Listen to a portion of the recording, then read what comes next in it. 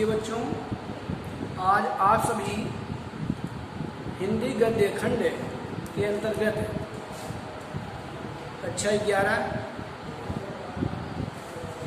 तृतीय अध्याय सरदार पूर्ण सिंह द्वारा लिखित आचरण की सभ्यता का अध्ययन करेंगे। तो आइए देखते हैं आज के वीडियो में किस अंश का अध्ययन करना है। बर्फ का दुपट्टा बांधे हुए हिमालय इस समय तो अति सुंदर, अति ऊंचा और अति गौरवान्वित मालूम होता है, परंतु प्रकृति ने अगली शताब्दियों के परिश्रम से रेत का एक एक परमाणु समुद्र के जल में डुबो कर और उनको अपने विचित्र हथौड़े से सुडौल करके इस हिमालय के दर्शन कराए हैं। तो लेखक कह रहा है कि जो हिमालय आज देखने में इतना सुंदर लग रहा है, इतना सुडौल लग रहा है और जिसके मस्तक पर बर्फ सुशोभित हो रहा है, ऐसा लग रहा है जैसे वह अपने मस्तक पर दुपट्टा बांधे हैं, साफा बांधे हुए है। तो जो इतना विशाल, इतना ऊंचा दिख रहा है, जो अपने आप पर गौरवान्वित मालूम हो रहा है, महसूस कर रहा है, तो इसको बनने में काफ़ी लंबा अरसा लगा, काफ़ी लंबा समय लगा। इसका निर्माण काफ़ी दिनों के पश्चात हुआ है। तो कह रहे हैं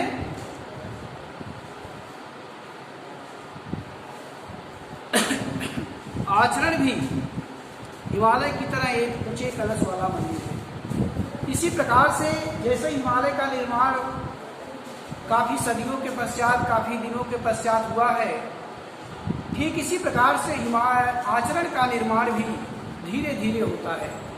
बच्चों, आचरण का निर्माण धीरे धीरे होता है, एकाएक नहीं होता। एक एक अच्छी आदतों को हम अपने अंदर जब अर्जित करते हैं, ग्रहण करते हैं, तो एक दिन यह आचरण के रूप में परिवर्तित हो जाता है। करे यह कोई आम का पेड़ नहीं। जैसे आप देखते हैं कि कभी कभी गांव में जादू दिखाने वाला आता है, मैजिक मैन, और वह जादू दिखाता है कि क्षण मात्र में अपने हथेली पर वृक्ष उगा देता है। तो यह कोई जादू का काम नहीं है, यह तपस्या का काम है। और एक न एक दिन धीरे धीरे एक एक आदतों को, अच्छी आदतों को ग्रहण करने से आचरण का निर्माण होता है। तो आगे कह रहे हैं कि इसको बनने में, हिमालय की भांति आचरण का निर्माण भी होने में काफ़ी समय लगता है। जैसे पृथ्वी का निर्माण हुआ, सूर्य का निर्माण हुआ, तारागण, नक्षत्र, आकाश इत्यादि बन गए, तो इसी प्रकार से आचरण का निर्माण भी धीरे धीरे होता है। आगे देखिए, लेखक कह रहा है पुस्तकों में लिखे हुए नुस्खों से तो और अधिक बदहजमी हो जाती है। नुस्खों से तात्पर्य है कागज पर लिखी हुई शिक्षाप्रद बातें।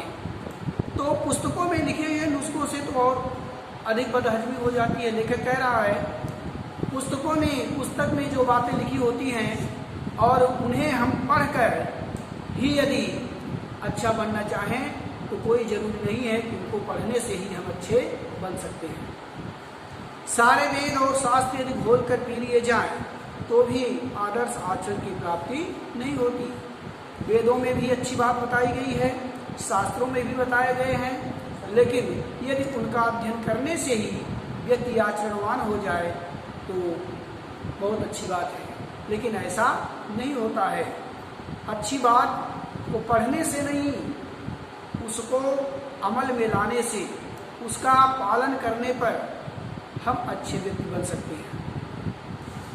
आचरण की प्राप्ति, आचरण प्राप्त की इच्छा रखने वाले को तर्क वितर्क से कुछ भी सहायता नहीं मिल सकती। कह रहे हैं जिस तरह से पुस्तकों में जो बातें लिखी होती हैं, वह है उस पर तर्क वितर्क करके, विद्वान तर्क वितर्क करके एक दूसरे की बात से सहमत होकर के तब जाकर के पुस्तक में छपने के लिए उसे देते हैं। तो इसी प्रकार से करें आचरण में तर्क वितर्क के लिए कोई स्थान नहीं होता, यह स्वतः निर्मित होता है, इसमें तर्क वितर्क के लिए कोई स्थान नहीं है। शब्द और वेद तो साधारण जीवन के चोचले हैं। लेखक कह रहा है शब्द और वेद तो जीवन में केवल दिखाने के लिए हैं। अगर हम उसका अध्ययन करते हैं, उसका अमल करते हैं तब तो सही है, और केवल यदि हम अध्ययन करें और उसका पालन न करें तो जीवन में उसका कोई मतलब नहीं है। फिर आगे लेकर कह रहा है वेद इस देश कह रहे हैं आचरण की गुप्त गुहा में प्रवेश नहीं कर सकते, वहाँ इनका कुछ भी प्रभाव नहीं पड़ता। वेद इस देश के रहने वालों के विश्वानुसार ब्रह्मवाणी है। लेखक कह रहा है कि इस देश के लिए वेद जो है ब्रह्मवाणी है, ब्रह्मा ने लिखा है। परंतु कह रहे हैं इतना काल व्यतीत हो जाने पर भी आज तक वे समस्त जगत की भिन्न भिन्न जातियों को संस्कृत भाषा न भुला सके और न समझा सके। कह रहे हैं यद्यप वेद जो है ब्रह्मवाणी है, ब्रह्मा के मुख से निकली हुई बात उसमें लिखी गई है, तो इसके बावजूद भी आज तक देश के प्रत्येक व्यक्तियों को न संस्कृत सिखाई जा सकी, न उन्हें बोलने आया। तो क्या लिखने मात्र से ही सब ज्ञान प्राप्त कर लिए? नहीं। उसका कारण यह है कि जो व्यक्ति अमल किया, जो व्यक्ति अभ्यास किया, वह संस्कृत भाषा सीखा, वह वेदों का ज्ञान अर्जन किया और वेद के बारे में जाना, और जो उसका अमल नहीं किया उसके लिए वह उसका कोई मतलब नहीं रहा। तो उसी तरह से आचरण भी है।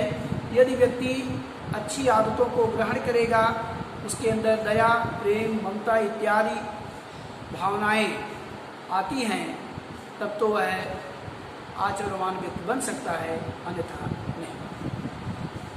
यह बात कोई कैसे कहे? ईश्वर तो सदा मौन है।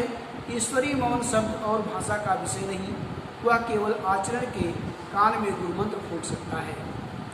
और कह रहे हैं कि वह केवल ऋषि के दिल में वेद का ज्ञान उदय कर सकता है। कह रहे हैं कि अगर वह ईश्वरीय शब्द है, जो वेदों में बातें कही गई हैं, ईश्वरीय मौन शब्द, और यानी ईश्वर ने उसको मतलब उस वेदों की जो बात है वो ईश्वर के मुख से निकली है, तो इससे कोई मतलब नहीं है। ऋषि यदि उसका अध्ययन करता है, महात्मा यदि उसका अध्ययन करता है, तो उसके हृदय में ज्ञान का उदय होता है, अन्यथा उसके हृदय में ज्ञान का उदय नहीं हो सकता।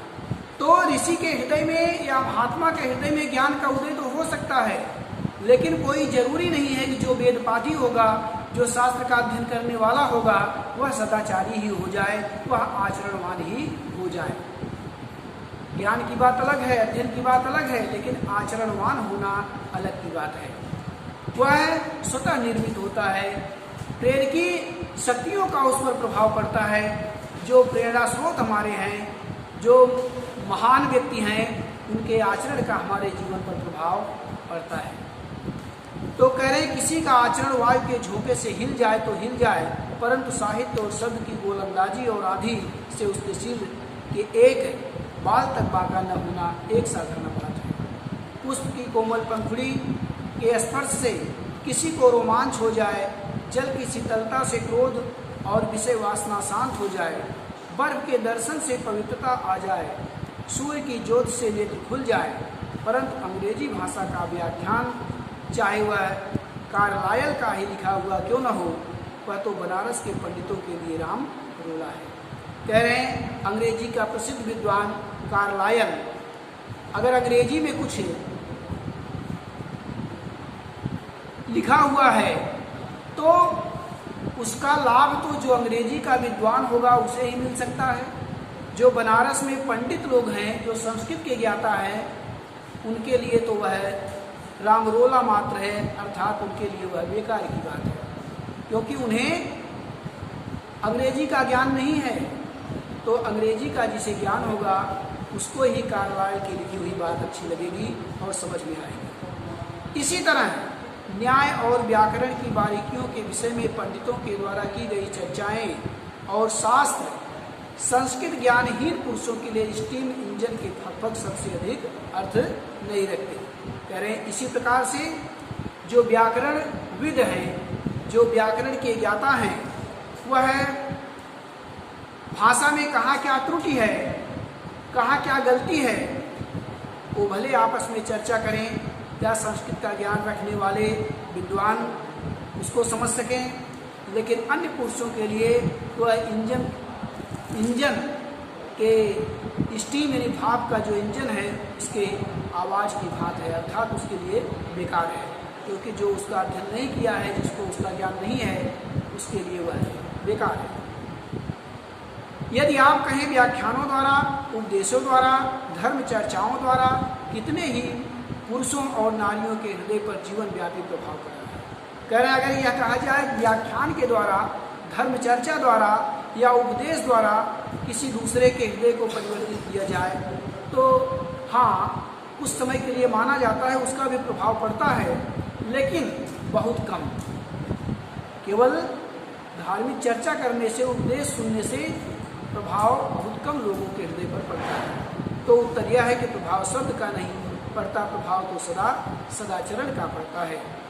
तो प्रभाव शब्द का नहीं, सदाचरण का पड़ता है। जो व्याख्यान दे रहा है, जो उपदेश दे रहा है, जो धर्म चर्चा की बात कर रहा है, वह कितना सदाचारी है, वह कितना आदर्शवान है, उसका प्रभाव पड़ता है।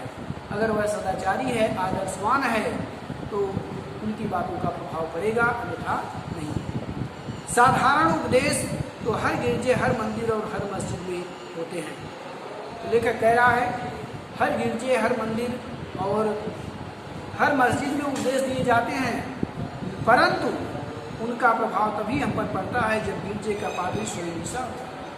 लेकिन उसका प्रभाव हमारे जीवन पर तभी पड़ेगा जब गिरजे का पादरी स्वयं ईसा हो, अर्थात ईसा के समान आदर्शवान हो। मंदिर का पुजारी स्वयं ब्रह्मर्षि हो और मंदिर का जो पुजारी है वह विद्वान हो, सदाचारी हो। मस्जिद का मुल्ला स्वयं पैगंबर और रसूल हो और मस्जिद का जो मुल्ला है वह स्वयं आदर्श वाला हो, उच्च आदर्श वाला हो, तभी उसका प्रभाव पड़ेगा। और अन्यथा ऐसा नहीं है तो उसका कोई प्रभाव पड़ने वाला नहीं है। बच्चों, कहने का मतलब यह है कि पुस्तकों के अध्ययन मात्र से ही हमारे अंदर आचरण का ज्ञान नहीं होता। हम महान व्यक्तियों के आचरण से भी सीखते हैं, उनके आदर्शों को अपने जीवन में उतारते हैं। तो इस प्रकार से आज का यह अवतरण समाप्त।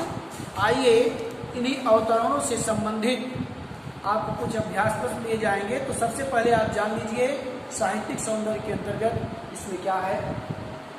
साहित्यिक सौंदर्य, भाषा साहित्यिक एवं अलंकारिक भाषा, शैली भावात्मक एवं सूक्त परक शैली, क्योंकि सूक्तियों का भी प्रयोग किया गया है। शब्द शक्ति, अभिधा एवं लक्षणा शब्द शक्ति। विचार सौष्ठों में आप देखेंगे सभ्य आचरण की तुलना हिमालय की ऊंची चोटियों तथा ऊंचे कलश वाले पवित्र मंदिर से करने जाए। हिमालय की तुलना किससे किया है? हिमालय की ऊंची चोटी से और ऊंचे कलश वाले मंदिर से। अभ्यास कार्य, पहला प्रश्न है प्रस्तुत गद्यांश के शीर्षक एवं लेखक का नाम लिखिए। दूसरा है रेखांकित अंश की व्याख्या कीजिए। रेखांकित अंश की व्याख्या में आचरण हिमालय की तरह एक ऊंचे कलश वाला मंदिर है, इसी की व्याख्या करनी है। तीसरा है बर्फ का दुपट्टा बांधे हुए कौन सुंदर मालूम होता है। चौथा प्रश्न आचरण की तुलना किससे की गई है।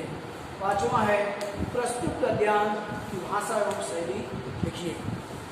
बच्चे इसे लिख करके ग्रुप में प्रेषित करेंगे और अपने नोट्स में भी लिख लेंगे। धन्यवाद।